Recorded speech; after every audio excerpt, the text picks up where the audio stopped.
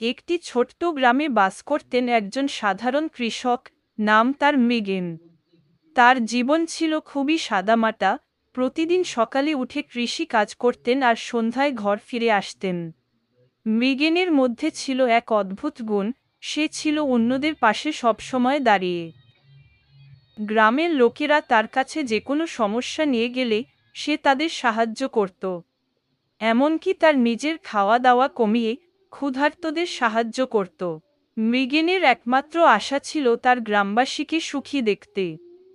একদিন গ্রামে বড় এক বন্যা আসলো। গ্রামের সবাই আতঙ্কিত হয়ে পড়ল। মৃগেন তার জমি ও ঘর ত্যাগ করে একে একে সব গ্রামবাসীকে নিরাপদ স্থানে নিয়ে যেতে শুরু করল। তার দানশীলতা এবং সাহসিকতা গ্রামবাসীকে রক্ষা করেছিল। বন্যার পরে গ্রামটি পুরোপুরি ধ্বংস হয়ে গিয়েছিল, তবে মৃগেন তার সামর্থ্য অনুযায়ী গ্রামবাসীদের জন্য নতুনভাবে ঘর তৈরি করতে শুরু করল। তার এই পরিশ্রমের মাধ্যমে গ্রামটি আবার জীবন ফিরে পেল।